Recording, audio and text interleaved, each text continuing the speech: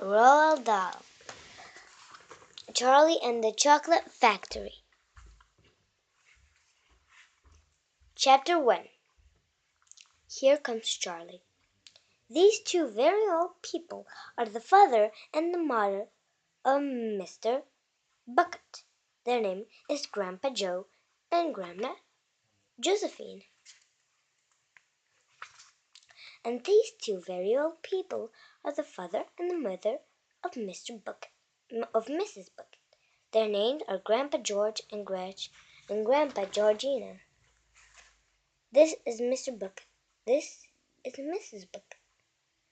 Mrs. and Mr. Bucket have a small boy whose name is Charlie Bucket. This is Charlie. How do you do? How'd you do? And how'd you do again? He's pleased to meet you. The whole of his family, the 6 grown-ups, count them, and the little Charlie Bucket, live together in a small wooden house on the edge of a great town. The house wasn't nearly large enough for so many people, and life was extremely comfortable for them all. There were only 2 rooms in the place altogether, and there was only 1 bed. The bed was given to for old grandparents because they were so old and tired. They were so tired they never get out of it. Grandpa Joe and Grandma Joe and Josephine on the side, Grandpa George and Grandpa Georgina on the other side. Mr. and Mrs. Bucket and little Charlie Bucket slept in the other room, upon mattress on the floor. In the summertime, this wasn't too bad, but in the winter, freezing cold drafts blew across the floor all night long, and it was awful. There wasn't any question of their being able to buy a better house or even 1 more bed to sleep in. They were far too poor for that. Mr. Bucket was the only person in the family with a job. He worked in a toothpaste factory, where he sat all day long at a bench and screwed the little caps on the tops of the tubes of the toothpaste. After the tubes has been filled, but a toothpaste screwer is never paid very much money, and poor Mr. Bucket, however hard he worked and however fast he screwed on the caps, was never able to make enough to buy 1/2 of the things that so large a family needed. That wasn't even enough. They could afford. That wasn't enough money to buy proper food for them all. The only meals they could afford were bread and margarine for breakfast, boiled potatoes and cabbage for lunch, and cabbage shoot for supper. Sunday was a bit better. They all looked forward to Sundays. They all look forward to Sundays because then, although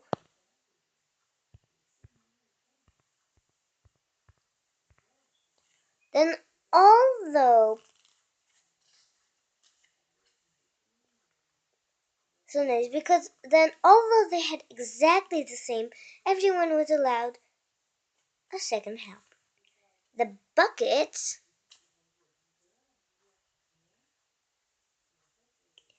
of course didn't strive, but everyone, the 2 old grandfathers, the 2 old grandmothers, Charlie's father, Charlie's mother, and especially little Charlie himself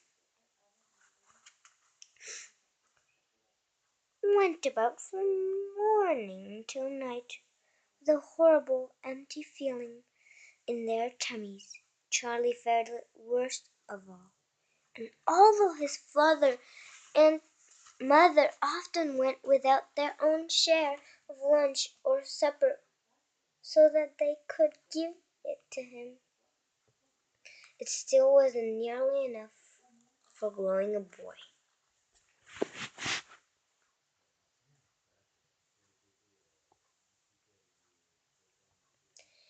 He desperately wanted something more filling and satisfying than cabbage and cabbage soup.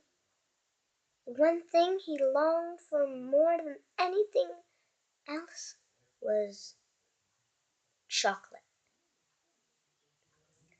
Walking to school in the morning, Charlie could see great slabs of chocolate piled up high in the shop winning against the glass, his mouth watering like mad. Many times a day he would see other children taking creamy candy bars out of their pockets and munching them greedily, and that, of course, was pure torture. Only once a year, on his birthday, did Charlie Bucket ever get to taste chocolate?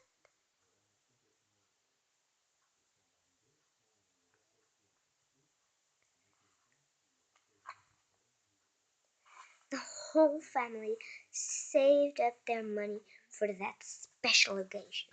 And when the great day arrived,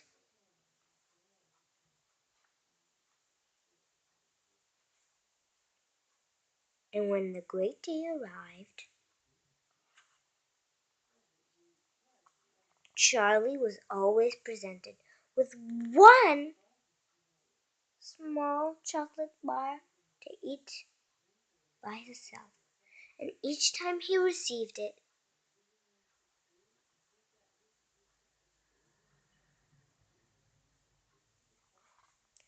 on those marvelous birthday mornings, he would place it carefully in a small wooden box that he owned and treasured. It all thought it were a bar of solid gold. For the next few days, he would allow himself only to look at it, but never to touch it.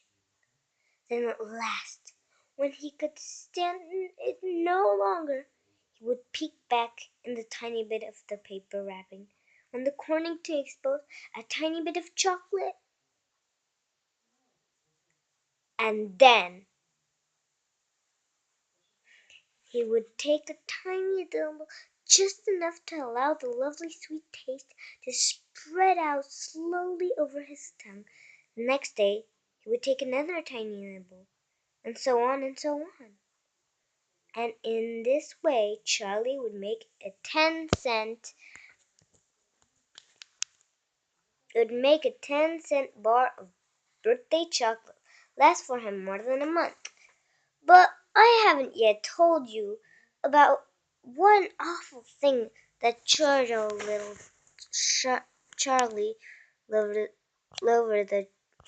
loved the chocolate more than anything else.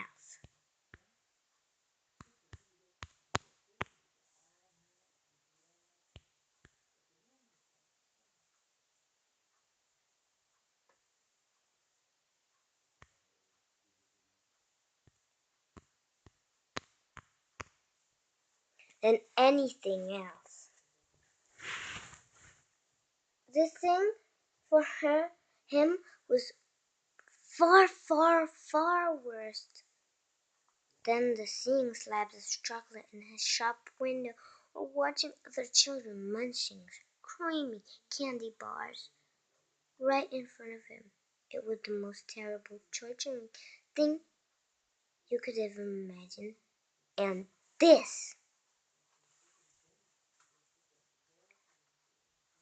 in the town itself, actually within sight of the house in which Charlie lived, there was an enormous chocolate factory.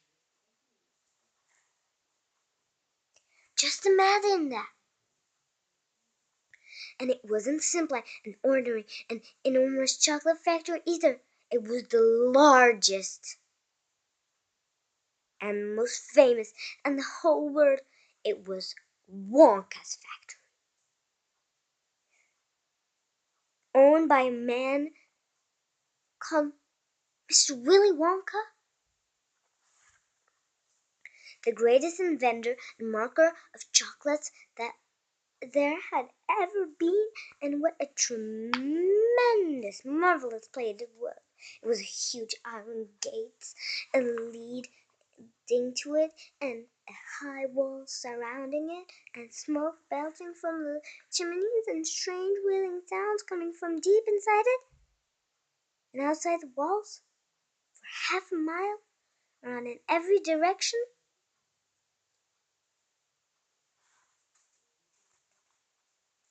the air was scented with the heavy, rich smell of melting chocolate. Twice a day, on his way in from school, little Charlie Bucket had to walk right past the gates of the factory. And every time he went by, he began to walk very, very slowly. And he would hold his nose high in the air and take long, deep sniffs of the gorgeous chocolatey smell around him. Oh, how he loved that smell! And oh, how he wished he could go inside the factory and see what it's like.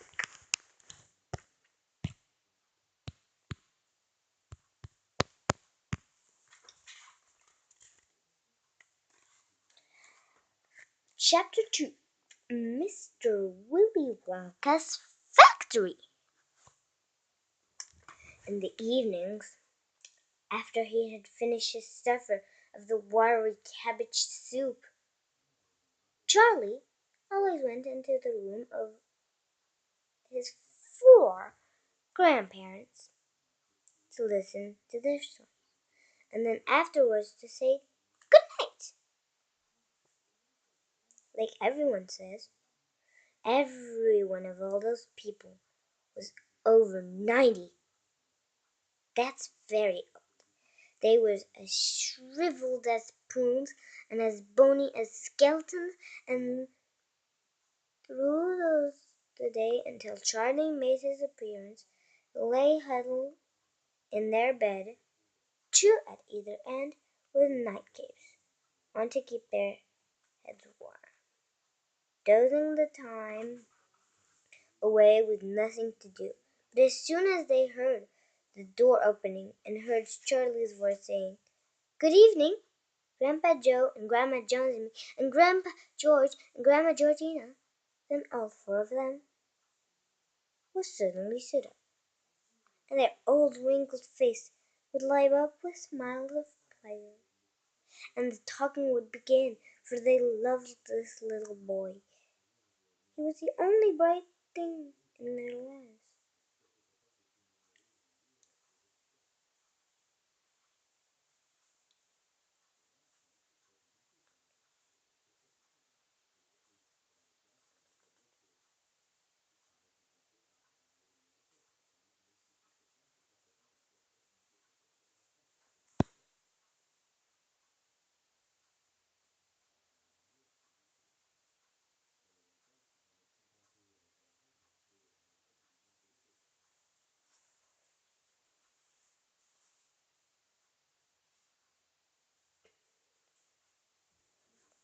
And his evening was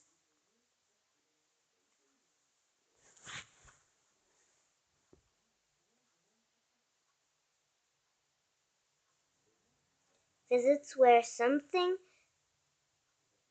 that they looked formal all day long.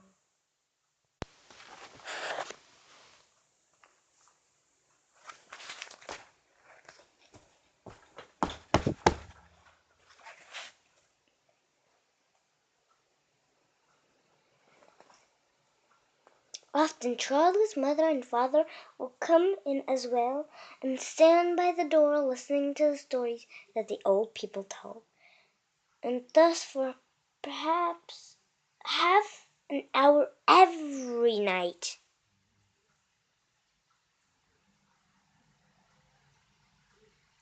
This room would become a happy place, and the whole family would forget that it was hungry and poor. One evening, when Charlie went to see in his grandparents, he said, "It's really true that Wonka's chocolate factory is the biggest in the world?" "True?" cried all of them at once. "Of course it's true. Good heavens! Didn't you know that? It's about 50 times as big as any other." And Mr. Willy Wonka is really the cleverest chocolate maker in the world. "My dear boy," said Grandpa Joe, raising himself up in the lazy pillow, "Mr. Willy Wonka is the most amazing, the most fantastic, the most extraordinary people chocolate maker of the world have ever seen."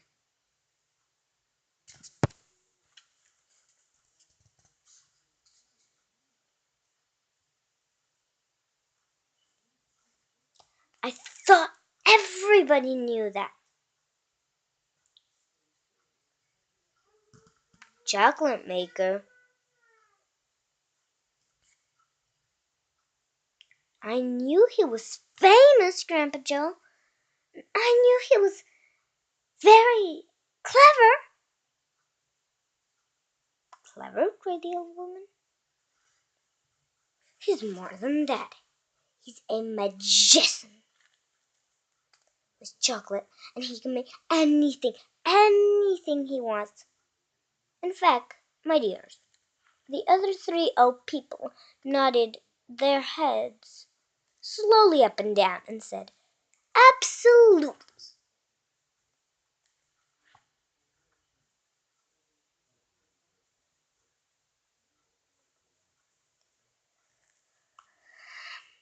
"It's true, just as true as can be." And Grandpa Joe said, "You mean to say I never told you about Mr. Willy Wonka's and his factory?" "Never," answered little Charlie. "Good heavens above! I don't know what's the matter with me."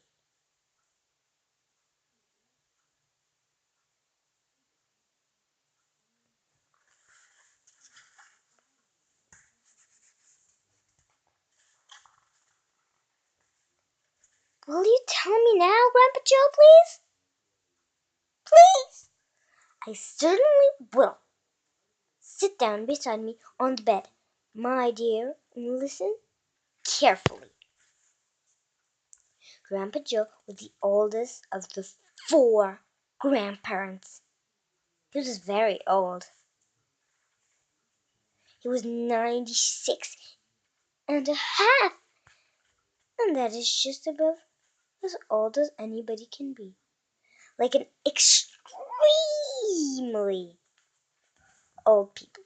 He was delicate and weak, and through the day he spoke very little.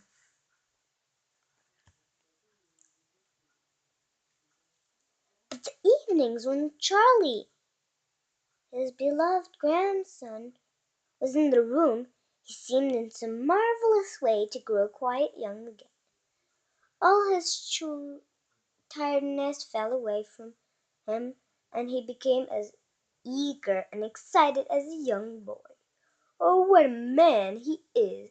said this Mr.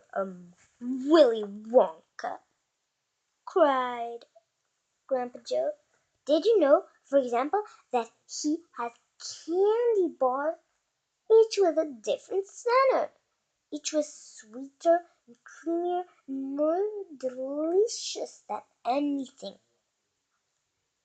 the others chocolate factories can make.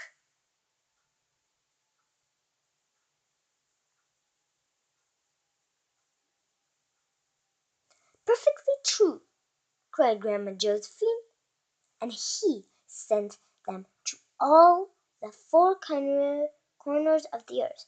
Isn't that so, Grandpa Joe? It is, my dear, it is. And to all the kings and presidents of the world well, but it isn't only candy bars that he makes.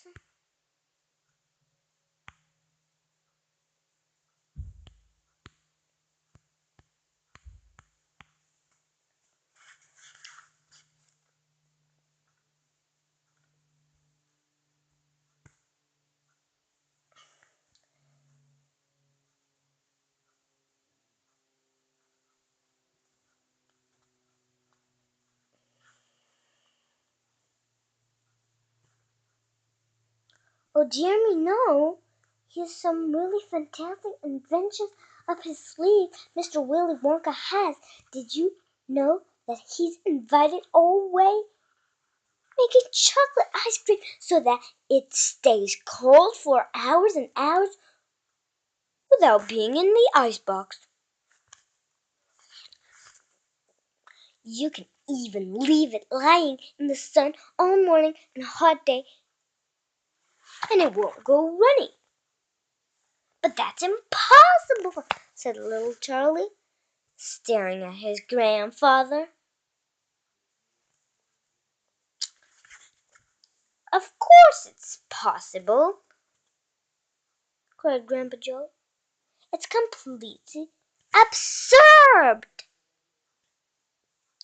But Mr. Willy Wonka has done it.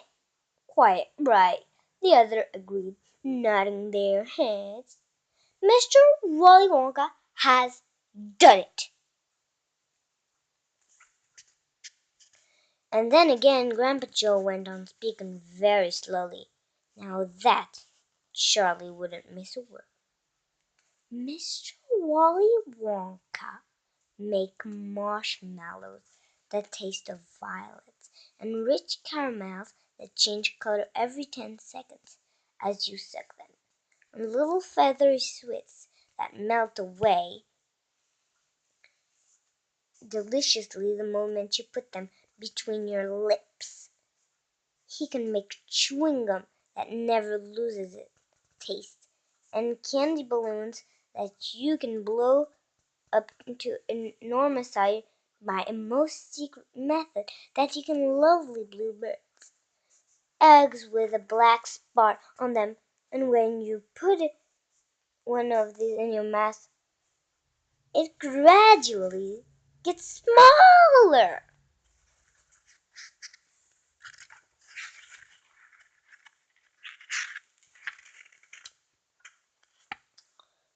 and smaller until suddenly there's nothing left except a tiny little pink circular baby bird sitting in the tip of your tongue. Grandpa Joe paused and ran the point of his tongue slowly over his lip. Mrs. Mouse, what are you thinking about? He said.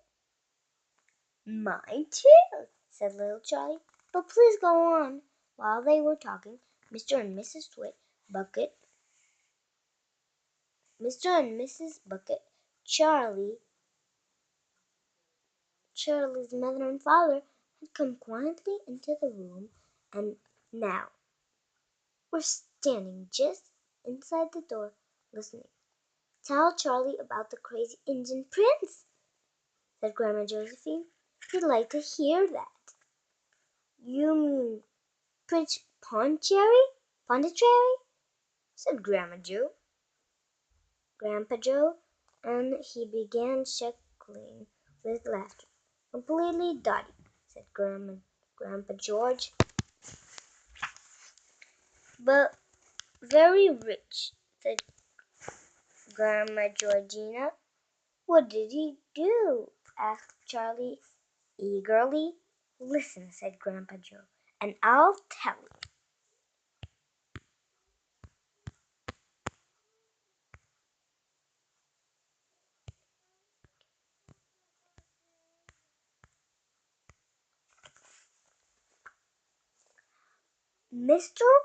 Chapter 3, Mr. Wonka and the Indian Prince. Prince Pondicherry wrote a letter to Mr. Willy Wonka, said Grandpa Joe, and asked him to come all the way out to India and build him a colossal palace entirely out of chocolate. Did Mr. Wonka do it, Grandpa? He did indeed, and what a palace it was! 100 roofs, and everything was made of either dark or light chocolate. The bricks were chocolate, and the cement holding them together was chocolate, and the windows were chocolate, and the walls and ceilings, pictures, and the furniture, and the beds, and when you turned on the taps in the bathroom, hot chocolate came pouring out. When it was all finished, Mr. Wonka said to Prince Pondicherry, I want you.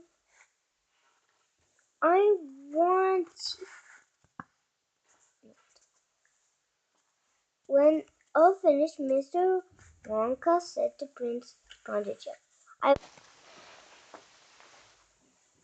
and when you turn on the taps in the bathroom, hot chocolate came pouring out. When it was all finished, Mr. Wonka said to Prince Pondicherry, I warn you, though, it won't last very long, so you'd better start eating it right away. Nonsense, shouted the prince. I'm not going to eat my palace. I'm not even going to nibble the staircase or lick the walls. I'm going to live in it. But Mr. Wonka was right, of course, because soon after this, there became a very hot day, with the boiling sun, and the whole palace began to melt, and it sank slowly to the ground. And the crazy prince was dozing in the living room. At the time, woke up to find himself swimming around in a huge brown sticky lake of chocolate. Little Charlie sat very still on the edge of the bed, thinking. Staring at his grandfather. Charlie's face was bright, and his eyes were stretched so wide you could see the whites all around. Is it all really true? He asked. Or are you pulling my legs?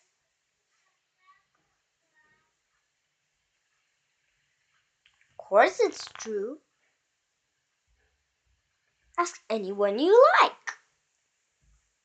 And I'll tell you something else that's true, said Grandpa Joe. And now he leaned closer to Charlie and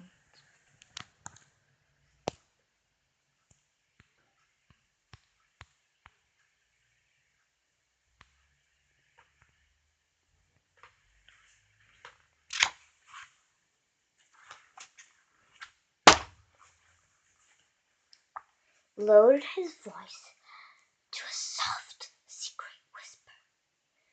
Nobody ever comes out of where? Asked Charlie. And nobody ever goes in. In where? Asked Charlie. Wonka's factory, of course.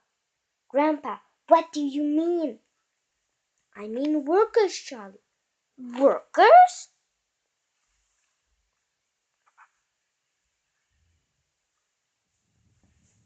All factories, said Grandpa Joe, have workers streaming in and out of the gates in the morning and evenings, except Wonka's. Have you ever seen a single person going into that place or coming out?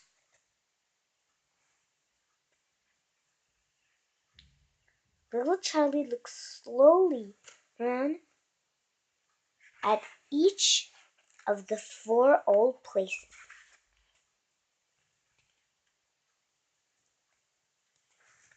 Faces.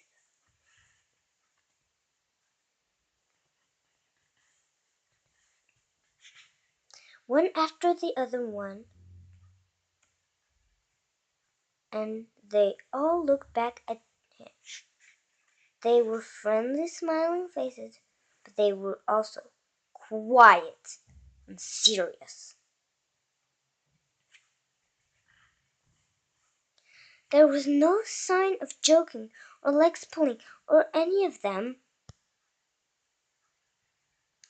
Well, have you? Asked Grandpa Joe. I really do not know, Grandpa, Charlie stammered. Whenever I walk past the factory gates, seem to be closed. Exactly, said Grandpa Joe. But there must be people working there.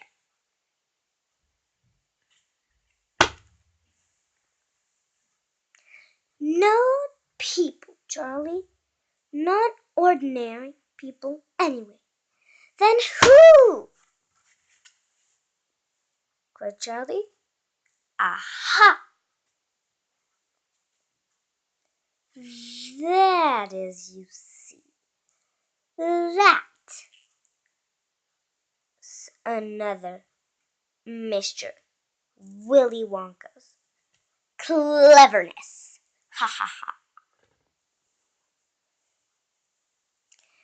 Charlie dear, Miss Bucket called out for where was standing by the door. It's time for bed. That's enough for tonight. But, Mother, I must hear tomorrow, my dear.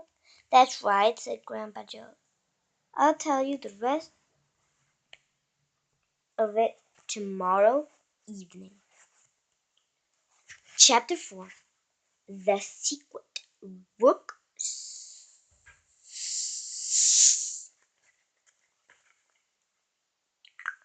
The next evening, Grandpa Joe went on with his story.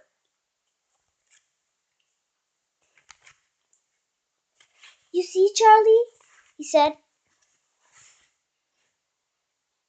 not so very long ago, there used to be thousands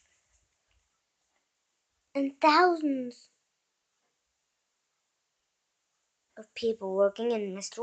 Willy Wonka's factory, chocolate factory. Then one day, all of a sudden, Mr. Wonka asked to every single one of them to leave, to go home, to never come back again.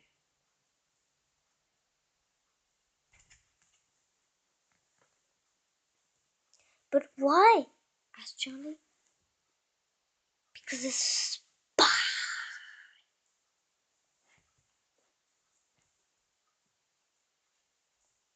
spies? Yes, all the other chocolate markers, you see, had begun to throw jealous on the wonderful candies that Mr. Wonka was making, and they started sending in spies to steal his secret recipes. The spies took jobs in the Wonka's factory, pretending that they were ordinary workers, and while they were there, each one of them found exactly how a certain special thing was made. And did they go back to their own factories and tell? Asked Charlie. They must have, answered Grandpa Joe, because soon after Flickburgers started making an ice cream that would never melt, even in the hottest sun. Then Mr. Pronno's factory came out with a chewing gum that never lost its flavor, however much you chewed it. And then Mr. Slugworth's factory began making candy balloons that you would blow up to huge sizes before you pop them with a pin and gobble them up, and so on and so on. And Mr. Willy Wonka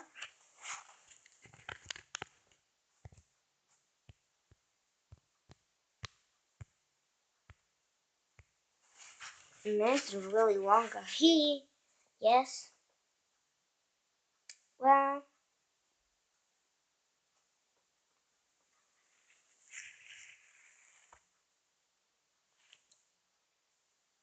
he didn't have any success.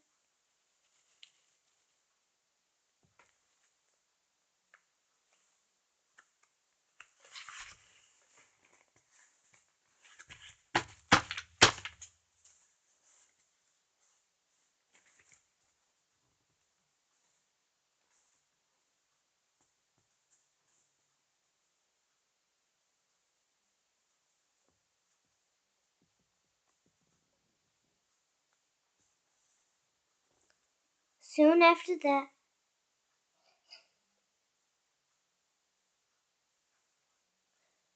and Mr. Willy Wonka tore his beard and so on and so on, and Mr. Willy Wonka tore his beard and shouted, "This is terrible. I shall be ruined. There are spies everywhere. I shall have to close the factory."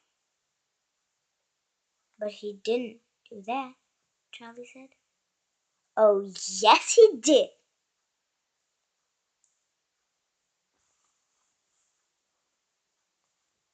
He told all the workers that he was sorry, but they would have to go home.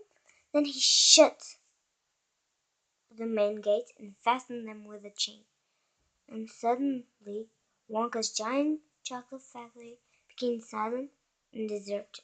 The chimney stopped smoking, the machines stopped wiring, and from then on not a single chocolate or candy was made. Not a soul went in or out. And even Mr. Willy Wonka himself disappeared completely. Months and months went by, Grandpa Joe went on. But still the factory remained closed, and everybody said, "Poor Mr. Wonka, he was so nice, and he made such marvelous things. But he's finished now. It is all over, all." And something astonishing happened.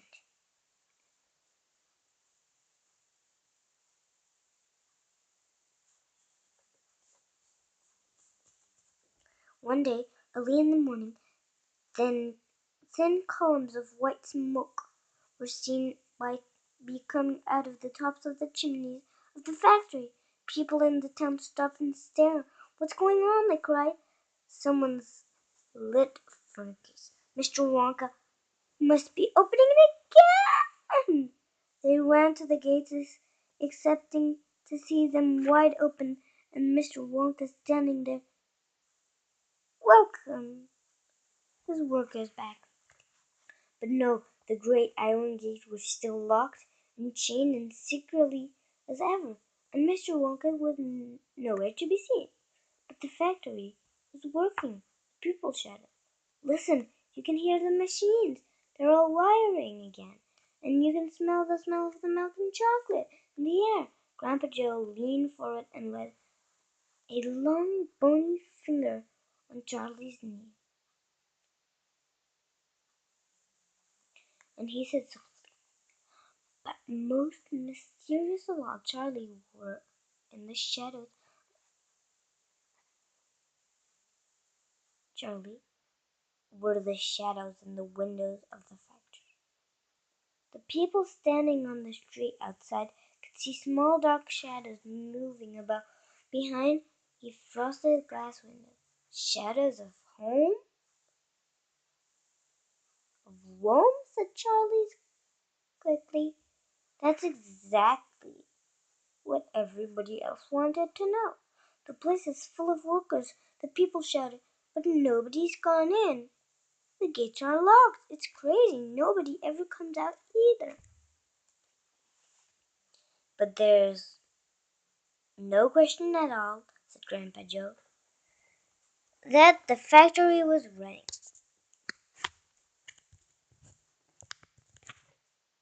And it's gone on run.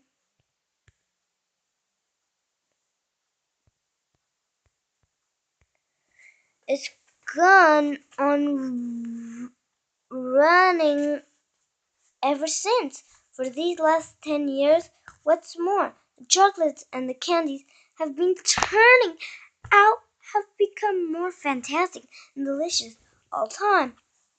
And of course now, when Mr. Wonka invents some new and wonderful candy, neither Mr. Thick Grubber and Mr. Poornose and Mr. Slugworth nor anybody else is able to copy it. No spies can go into the factory to find out how it is made, but Grandpa, who? cried Charlie. Who is Mr. Wonka using to do all the work in the factory? Nobody knows, Charlie. But what's absurd? Hasn't someone asked Mr. Wonka? Nobody sees him anymore. He never comes out. The only thing that comes out of the place are the chocolate and candies. They come out through a special trap door, and the walls all packed on address. They are picked up every day by post office trucks. But Grandpa, what sort of people are they that work in here? My dear boy, said Grandpa Joe, that is one of the greatest mysteries of the chocolate making world. We know shadows that sometimes appear behind the windows, especially late at night when the lights are on are on are those all tiny people no taller than my knee? There aren't any such people, Charlie said. Just then Mr. Bucket, Charlie's father, came into the room. He was home from the toothpaste factory, and he was waving an evening newspaper rather excitedly. You heard the news? He cried. He held up the paper so that they could see the huge headline. Said, Wonka's factory to be opened at last to lucky few. This is the end of this story.